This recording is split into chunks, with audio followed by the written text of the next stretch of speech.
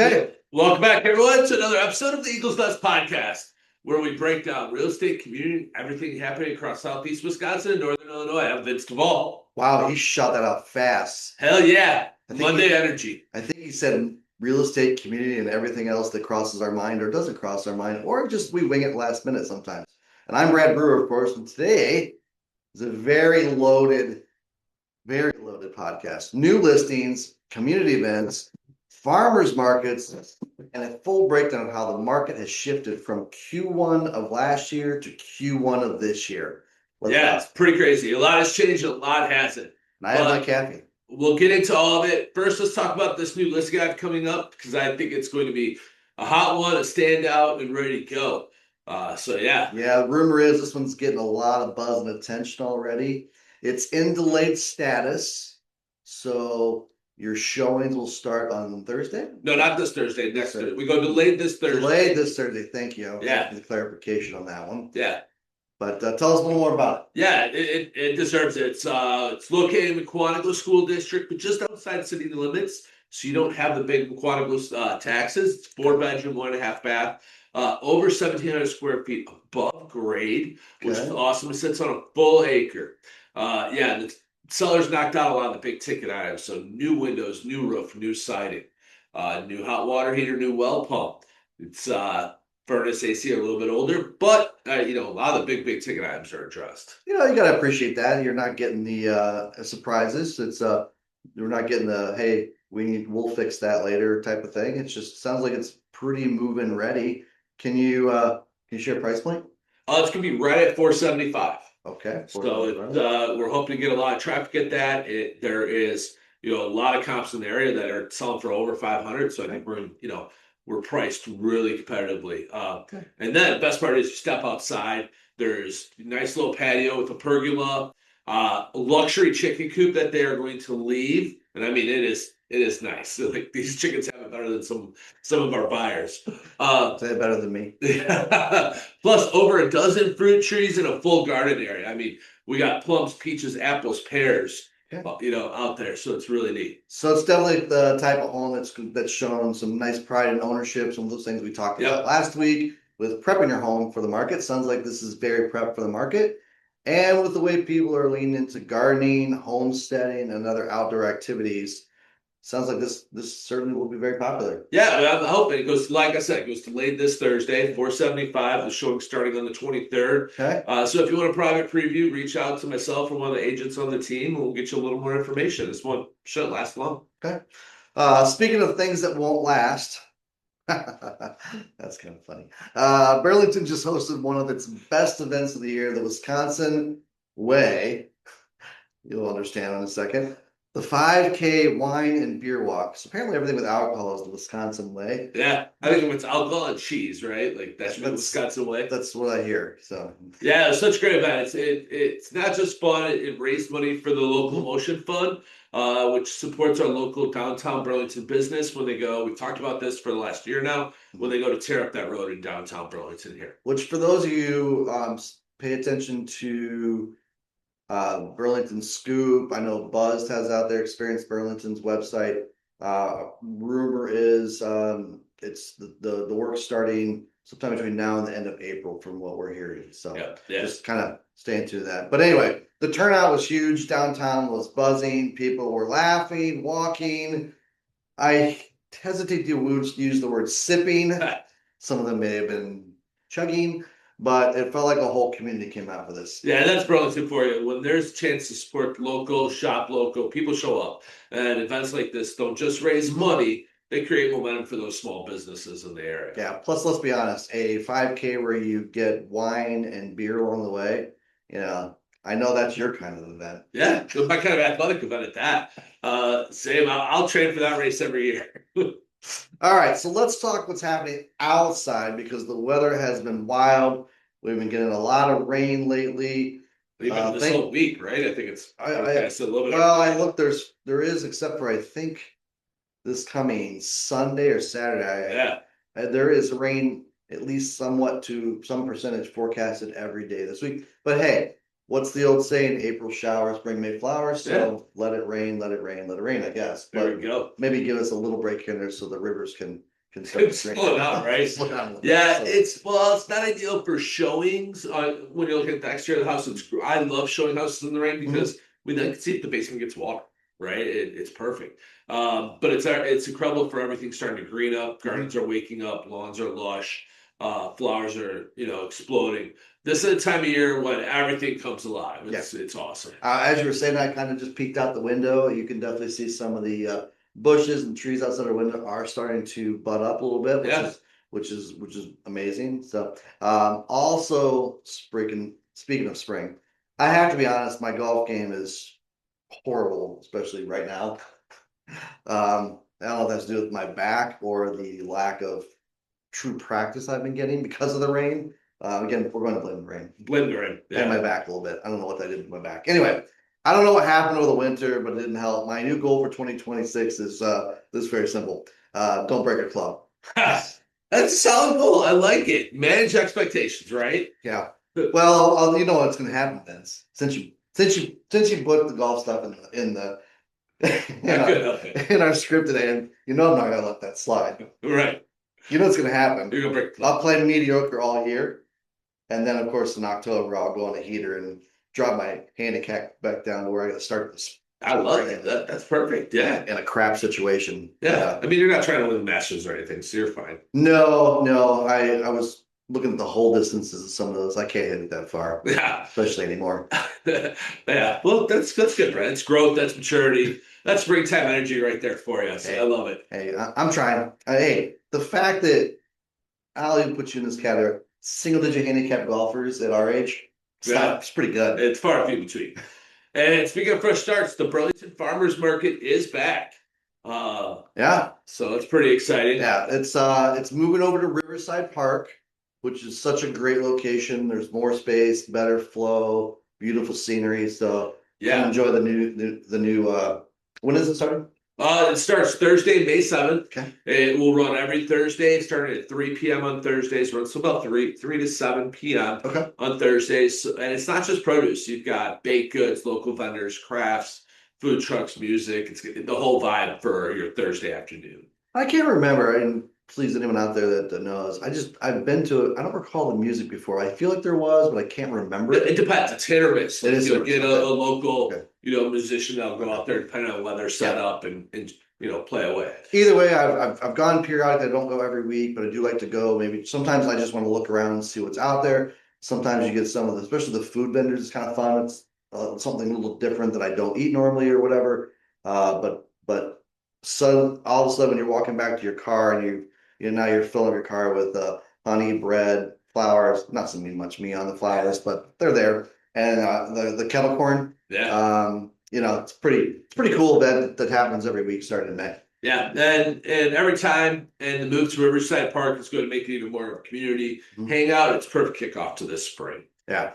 All right, Vince, let's jump into the market because people keep asking me. They ask me constantly, how different is this year? Let me give you a couple phrases I'm getting.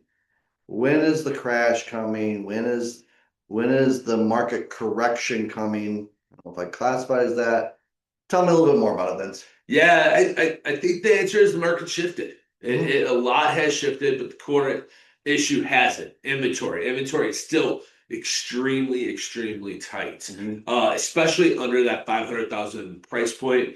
And what's happened is that's pushing those lower prices across Southeast Wisconsin, Northern Illinois up. Yeah, it's really driving a competitive over. If you have a $300,000 listing, it's a dang good chance you're gonna get more. If it's a solid house, multiple offers, over list price, waiving contingencies, waiving inspections. There's a lot of that going on right now. Again, we're back into a very, very competitive market. Yeah, let's start with southeastern Wisconsin. What are you seeing out there as far as what the market's like? And so we looked at Southeast Wisconsin, single family homes only. We stay away from condos, vacant land. Okay. Vacant land sits a lot longer. Condos typically sit a lot longer in a lot of investment properties, right? So single family homes in Southeast Wisconsin, we're seeing Kenosha, Walworth counties, average $386,000 sale price. And sat on the market for about 42 days. That was for 2025? That was 2025. Okay. This year, fast forward to 2026, first quarter, January to the end of March, average sale price jumped to $436,000. Okay. That's and days on Wow. market dropped to 37 days. That's Okay. 50,000. Wow, that's big. Yeah, that's a huge jump, right? Like that is huge. And so not only did we pick up 5 days off market, right? So five more days faster. Yeah. That means, if they go under contract on second day or third day, it's taking about 34 days to close, right? That's about normal. Yeah, like you said, it's a $50,000 price increase, almost 13% rise over last year.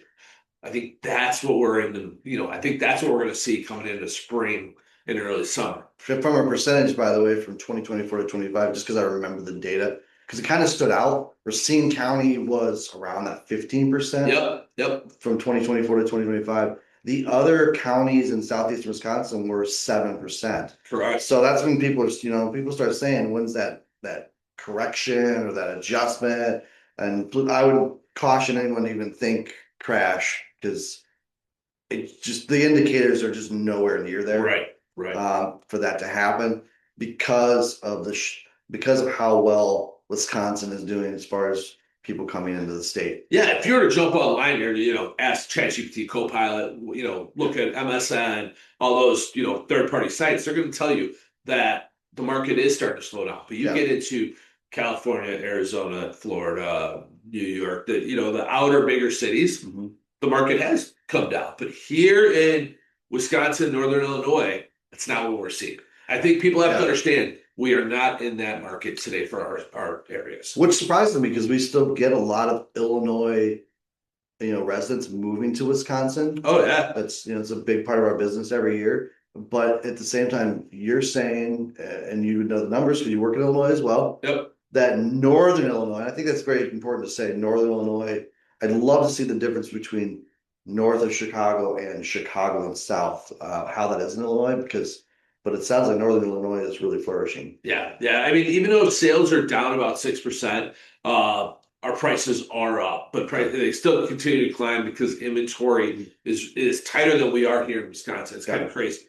And the under $400,000 segment, same things. That's where the fire is. That's where multiple offers, a lot of competition in Illinois. Now, biggest difference between Illinois and Wisconsin, a lot of people talk about is taxes, right? Yeah. Taxes, you're going to pay twice as much in Illinois than you are Wisconsin.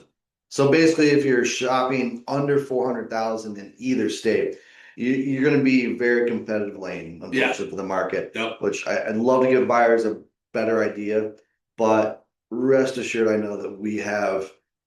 know our team does a good job, and we have solutions and we have strategies around negotiating and making you look and your offer look really good. So just consult with your agent, and we can hopefully guide you through it. Yeah, I think the biggest thing is having those conversations, right? Understanding what is the market doing. You go online and you say, oh, all these people are putting offers in under list price. Not in our area, not in our economy, right? And that's why prices in that range have climbed over the last year. Overall, median price both areas. They've seen fewer closings in Illinois, but the homes that did sell sold quickly and at a higher price. So you have to be prepared. So what are our main takeaways for buyers? Two things I'm dealing with right now. I think first is having that conversation of expectations, right? Have that conversation, move quickly, talk to an agent, have the conversation with them on what today's scenario is. And then the second thing is get pre-approved before you start even thinking about it. Understand your buying, I call it buying power, right? Yep. It's how much power do you have in your back pocket to make a solid offer. So if you're waiting for that perfect moment, you're watching prices climb by double digits, you're missing out. The average buyer in Southeast Wisconsin paid $50,000 more this year than they paid last year for the same type of home. That's why preparation really matters. Yeah. I would also say I'm seeing, when I talk to buyers that have had this not necessarily move-in ready, but not willing to take on certain things. Love to see that shift there. That's something we could do probably a whole podcast on. Yeah. Is there's value in creating value in taking on a home. Maybe the basement's not finished, you finish the basement. It needs some, mid to small level remodeling projects. Yep. Things like that are something that I think people need to to maybe take into consideration. Again, consult with your agent talk about the strategies behind that. But your point about the pre-approval, we're seeing it way too much. If you're paying cash, have your proof of funds ready. If you're getting financing, get that pre-approval first. We've got, lenders that we work with that we believe in strongly that will help you if you need it. So, but I can't stress enough, be ready, because if you have to move quick, sellers aren't going to wait for, especially over the weekend. Well, I'll have you my pre-approval on Monday. Yeah, because there's no guarantee that's that's going to happen, especially if you're working with your big bank, your U.S. Bank, Chase, Rocket Mortgage, those types of places. Try to work with somebody that's local. Try to work with a local lender that is going to get you a pre-approval on a Sunday afternoon, right? Yep. Not all of them do it. A lot of them will because they understand the sense of urgency, but it's important to make sure you are prepared for this thing. Brad, let me ask you this question. What do you tell a buyer that says, I'm going to wait for interest rates to get below 6% again? Be prepared to pay more money for the house. Why? Well, there's just no guarantee. I mean, interest rates are already down. I don't know the exact percent, but I believe down close to 1% from last year at this time, if I recall, or at least they've been kind of getting They kind of got there. Yeah. They're close. Just with various way the market is and things like that, I don't know that you're going to see interest rates. We're getting into the fives.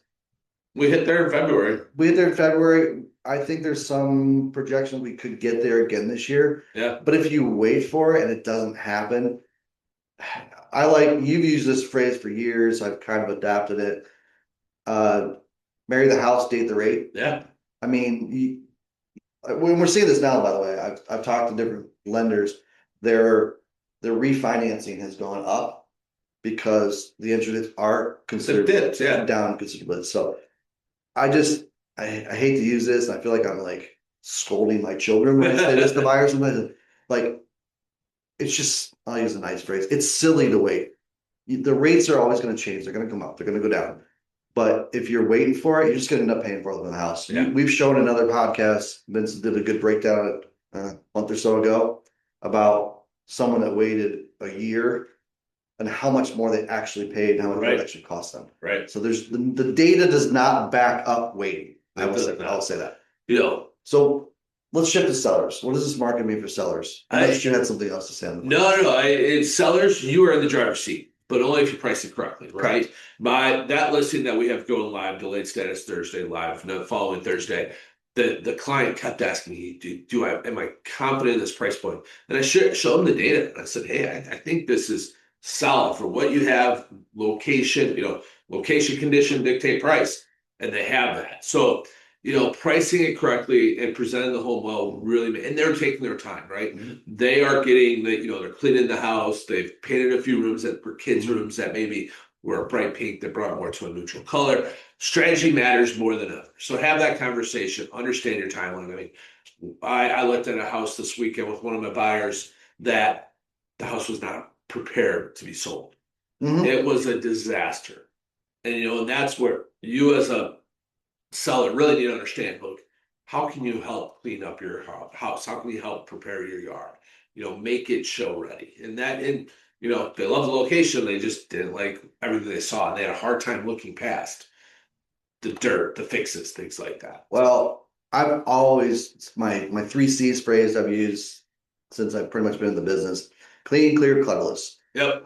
Remove unnecessary clutter. That includes furniture. Ask your agent. A lot of us can say, well, this room's a little over furnished. It's not, staging can be done a lot with your own furniture, but sometimes you're going to remove stuff. Things that are sitting on the floor, that's clutter. It looks like cluttery. Clear. Surfaces need to be clear. Not only the floors, but tabletops, kitchen counters. I've always used the example. I use my coffee maker every day. If I go to sell my house, that's staying because I use it every day. Toaster, okay, I might use it once or twice a week. I'm sticking that in one of the cabinets. I'm pulling it out when I need it. Those types of things. Just little advice there. And then clean. I cannot emphasize this, and it's not. Don't take offense. I've done it with my own houses, and he knows I'm an exceptionally clean, very well organized person. When I've gone to sell all my houses in the past, I've always hired a professional cleaner to get very detailed, and it's been worth. I guarantee it's paid for itself. Yeah. So big episode today. So new listings, community events, market shifts, farmers markets, spring is officially here. Yeah. And if you're looking at buying or selling, now is the time to start the conversation. Again, the market's not going to wait with the shifts either direction. This is a hot time right now. Yeah. So if you want to see that new listing we talked about earlier, reach out. If you want a market game plan, we're here to help you. Thanks for watching, everybody, on the Eagles Nest podcast, and we'll see you next time. Bye, everyone.